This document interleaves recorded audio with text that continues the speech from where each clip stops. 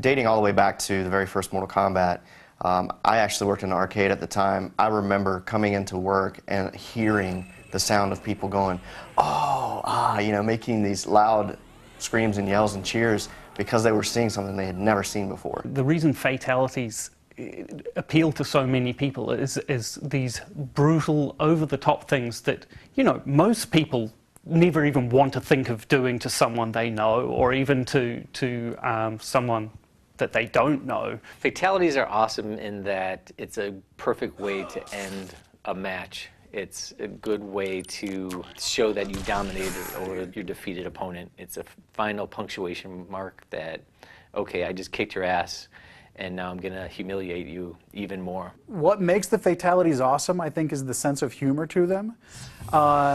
And I know it took me a while to get my arms around the mentality of them myself. And it's, you know, they're very graphic and very disturbing and disgusting, but there's an underlying humor to them that, you know, certainly is what defines my favorite ones.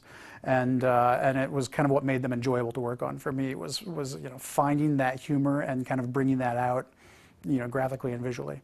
I think a lot of the casual players, you know, specifically pick up Mortal Kombat, are always looking up, you know, what are the fatalities, how gruesome they are, you know, even finding out, like, unlocking them through the game and stuff like that. And I really think, you know, this game around, I think we really took it to a whole new level. Initially, we, you know, we try and come up with a brainstorming session, kind of get some ideas, we'll, like, think about stuff, and then we kind of all get together, me and the other designers, and go through, kind of bounce ideas off each other a little bit, and kind of formulate one really great idea out of all of us. And from there, we do a couple of practices, try to figure out the timing, things like that. We go in the studio, we shoot the actual motion. From there, we take the data, process it, get it into the computer, exaggerate it well beyond whatever we shot so that we get like this really great performance with all the gruesome, brutal things that people come to expect from Mortal Kombat. So once all of the action had been defined, we would make sure that blood, any of the magic, any of the you know, any of the other visuals that don't fall under either environments or characters would get put into the cinemas. The most fun I had was actually the one fatality, actually in particular, was the Kung Lao. You know, one of the iconic ones that have been used in a lot of the marketing now, when he lays down his hat and, you know, pulls the unsuspecting victim through it. Carlos is you know, he's a huge character in the studio, and he likes to keep the mood upbeat. The best part that I love about these fatalities is I get to beat up on Rick O'Mara, and he also gets to, you know, perform his fatalities on me. I actually remember when we were shooting the Cabal fatality where the victim falls on the hook swords, and you had Tony supporting Carlos as Carlos is falling over, and it was just hilarious because when you look at the raw data up on the screen, you don't see Tony there, so it just, he fell and it looked so perfect. It was hilarious. Maybe about like the third or fourth take, we start getting into more or less of the vision of the actual fatality, and it starts getting amped up with, you know, all that emotional content where you're getting into, you know, like, I really need to stab these knives into these guys' clavicle so that way the lightning will strike. You know, when you're doing it the first or second time, you're like, oh, I really don't want to hurt, you know, the other actor. When the other actor gives you the cue, he's like, hey man, just let go and really like hit my clavs. Having somebody able to draw off of that, and Ed sitting there going, oh my God, that's what I want, I need that, and trying to draw off of that, all that emotional content, and trying to get the best performance.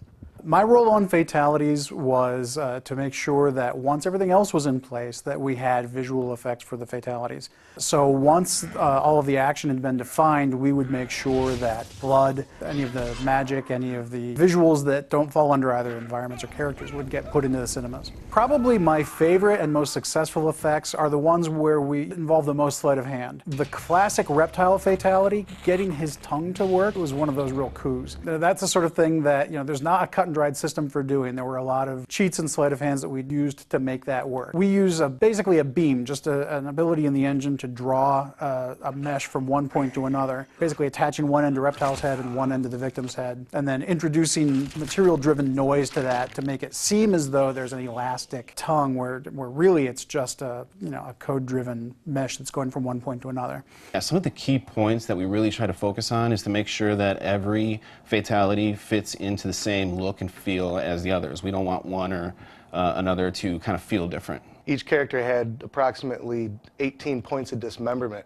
So you can imagine, the technical hurdles we had to go through initially, working closely with the tech group to get a procedural tool inside of our tool to be able to do it on the fly. The effects guys had a major role in making the fatalities just look perfect. They are masters of blood placement and all the effects that go with fatalities, like radons, electricity, all the blood decals that had to be put on to make fatalities look nasty. There's not just clean cuts anymore. There's bloody stumps wherever there's a sever point.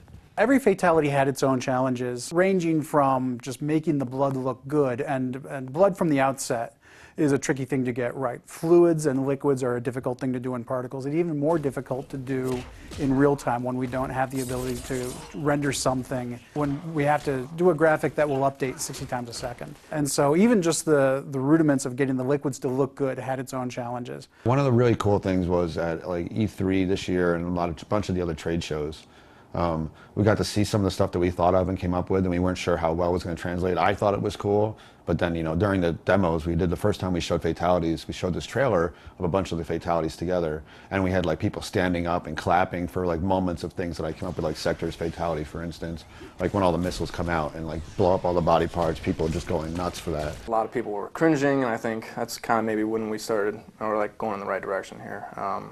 Taking some of the old stuff, blending in with some new ideas, and that's what I think is really cool about this little nod to the classics. The best fatalities are the ones that are nasty. They're really violent, but at the same time have a comedic tone to it. Those are always the best ones. Most of them actually have a comedic tone to it, and I think that's what makes fatalities popular. Get over here!